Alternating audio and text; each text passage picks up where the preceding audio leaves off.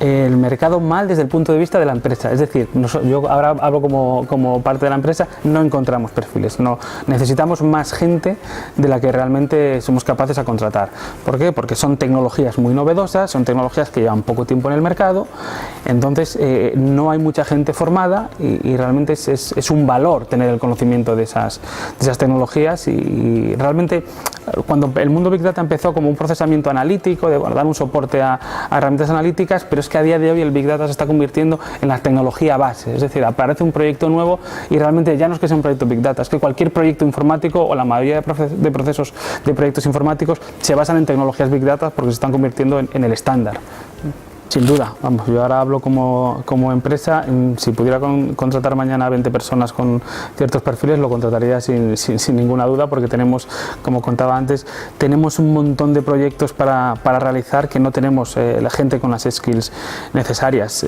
Como decía antes, Big Data, las tecnologías Big Data en principio eran un proceso analítico, se utilizaban pues para una parte más relacionada con la analítica del dato, Business Intelligence y demás, pero lo que está pasando año tras año es que las tecnologías Big Data pasan a ser el estándar, el core de cualquier proyecto informático, por lo cual se necesita desarrolladores, lo que llamamos ingenieros de datos o arquitectos de datos en casi cualquier proyecto.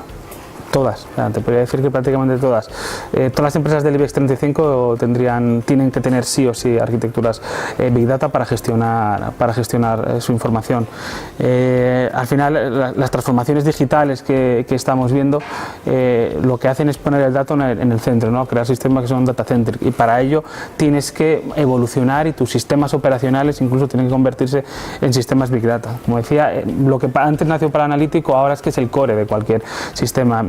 Al final las grandes empresas en las que nuestras empresas españolas se quieren fijar, los Netflix, LinkedIn, Facebook, Google, los grandes dragones digitales, sus tecnologías nacieron ya de una manera nativa siendo Big Data, por lo cual todas nuestras empresas que quieren llegar a ese punto pues están en ese momento de transformación digital poniendo en el core las tecnologías con las que aquí trabajamos. Hemos trabajado en proyectos en aseguradoras, en banca, en telco, pues en aseguradoras temas de detección de fraude, de cómo conseguir unificar información de diferentes lados para crear alertas, es decir, oye, esta persona se conoce a esta, no porque tú lo tengas en tu base de datos, sino porque rastreando información, por ejemplo, en redes sociales, podemos ver cómo se relaciona. O en sistemas de venta online para temas como rebajas, Black Friday y demás, cómo una arquitectura puede soportar esos grandes picos. O temas de tiempo real, por ejemplo, en las telcos, cómo conseguir que los eventos de la gente qué canal está viendo, la intensidad de la señal, qué pasa cuando hay un gran evento deportivo como un Madrid-Barça, aquí puede haber más activos de señales, tener esa información en tiempo real y poder actuar sobre la marcha.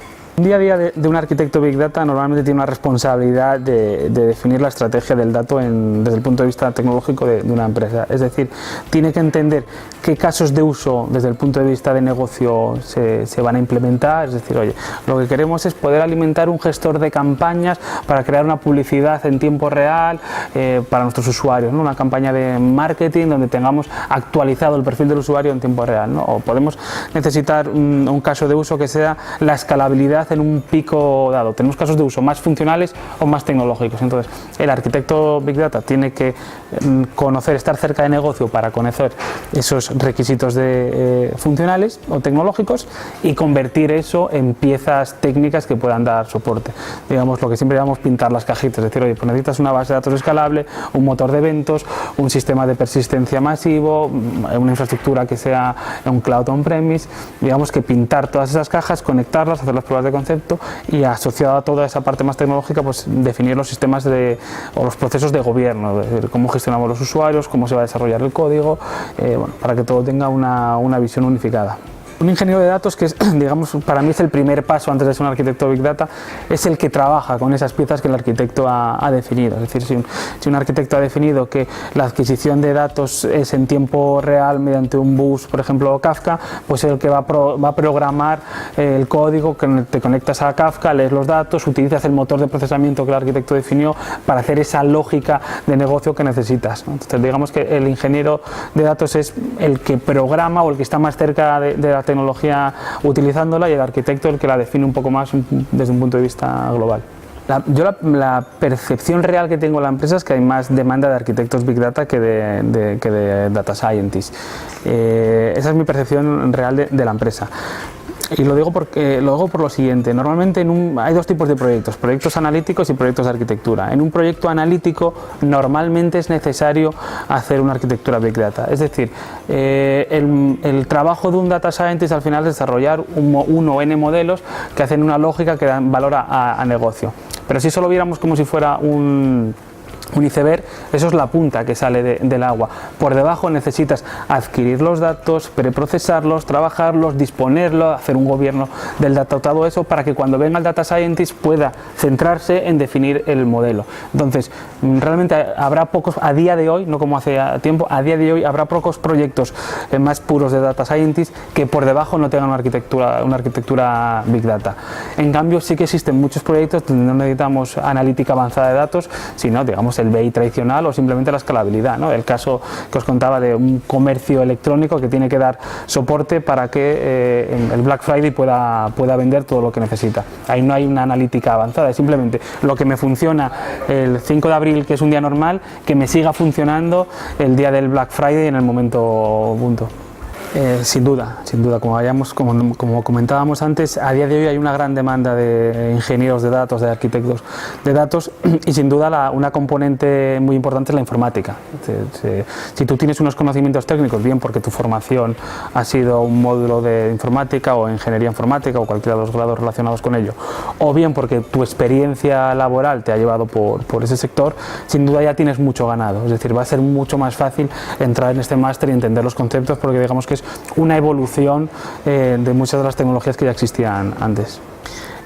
Son dos cosas compatibles, es decir, muchos de los arquitectos Big Data son informáticos.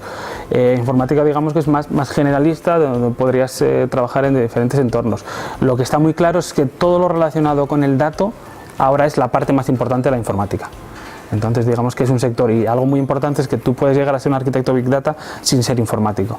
Hay otras, digamos que es una formación específica, no por haber hecho la carrera de informática vienes ya de aprendido con esas tecnologías, sino que al final pues tienes, por supuesto es una muy buena base, y hay muchos arquitectos Big Data que no somos informáticos, pero tú puedes ser arquitecto Big Data sin ser un informático, y eso te asegura a día de hoy que tienes muchas oportunidades de negocio y de trabajo.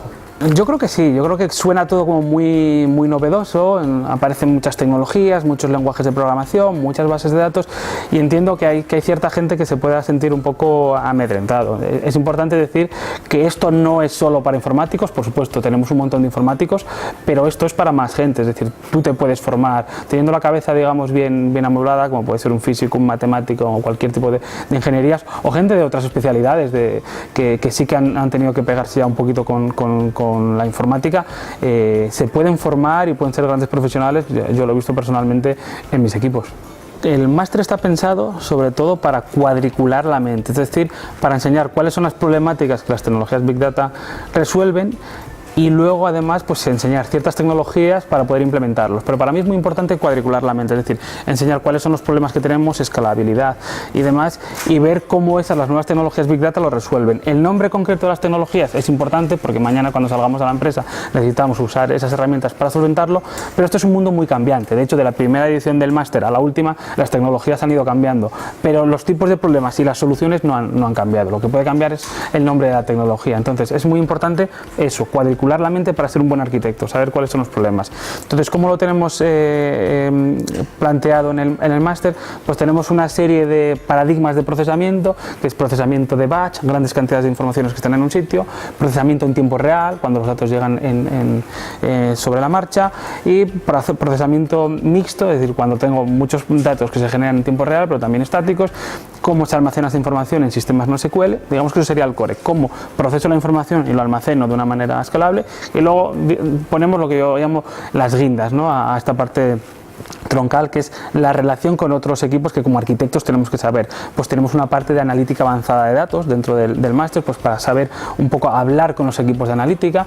Tenemos una parte de visualización y explotación interactiva del dato, para poder hablar con la gente de BI, y tenemos una parte de administración de sistemas, tanto de clústeres como la parte más física de toda esta parte, porque realmente cuando montamos una arquitectura también luego hay que operarla, ¿no? Entonces tenemos el core, que es el procesamiento, almacenamiento y explotación de la información, y luego pues esas, digamos, guindas para hablar con los otros equipos. El perfil, tenemos diferentes perfiles realmente, ¿no? Normalmente es gente que quiere hacer un reskilling, que tiene cierta experiencia en informática, en procesamiento de datos, en bases de datos, en administración de sistemas, y que, dado las oportunidades que tenemos en el mundo Big Data, pues se quiere reciclar para este campo. Es decir, que viene gente de diferentes lados, informáticos, gente que no es informática pero ha trabajado en estos diferentes entornos y que, bueno, ven aquí una oportunidad para montarse en la ola del Big Data. Para mí, diferenciaría diferentes perfiles que encajaría muy bien. Uno es una persona, sí que con un perfil técnico, es decir, que acaba de salir de la universidad, un informático, un matemático, un físico, un ingeniero de otra especialidad que no sea informática, que quiere una formación específica y muy especializada para poder entrar en un sector donde hay una gran demanda, donde a día de hoy necesitamos las empresas más gente de la que realmente el mercado nos pone a disposición. Y es muy importante decir que no solo hay informáticos, no solo necesitamos informáticos, hemos encontrado matemáticos, físicos, como digo, otras ingenierías que perfectamente podrían adaptarse aquí. Y luego, por otro lado, tenemos gente que ya tenga experiencia en sectores relacionados, bien sea en business intelligence, bien sea en bases de datos, bien sea en desarrollo de aplicaciones donde generamos KPIs, que, pues, viendo las nuevas oportunidades de negocio que están apareciendo aquí, se quieran reciclar hacia aquí. Sin duda, y la más habitual que estamos viendo es ser un ingeniero de datos. Ingeniero de datos, digamos que sería el primer paso para ser un gran arquitecto de datos, ¿no? Al final, un arquitecto de datos necesitas unos conocimientos y también una experiencia. El ingeniero de datos es, digamos, el primer paso en el sentido de que va a ser, dado una arquitectura de datos, el que es capaz de trabajar con ella, desarrollar los procesos ETL, trabajar con las nuevas bases de datos, definir el gobierno del dato, es decir, trabajar un poco con esas nuevas tecnologías Big Data que estamos utilizando, y poco a poco, con su experiencia, pues se convertirá en un arquitecto que es el que en el siguiente paso definiría una nueva estructura. Normalmente lo que nos estamos encontrando es que trabajan como ingeniero de datos. Lo que hacen normalmente es desarrollar procesos ETL, que son adquisición, procesamiento y transformación de datos, esa preparación, ese cocinamiento del dato con arquitecturas escalables, con tecnologías como Spark, Scala, Hadoop, Kafka, Flink, tanto en batch como en tiempo real, y, digamos, conseguir que unas arquitecturas que ya están definidas escalen y puedan incluso, pues, dar soporte a procesos analíticos más avanzados. También estamos viendo que, dado la escasez de perfiles, gente que sale para trabajar como ingenieros de datos en poco tiempo se convierten ya en los arquitectos responsables de esas plataformas. 100%. No creo que tengamos ningún alumno que haya pasado por aquí que esté en el paro.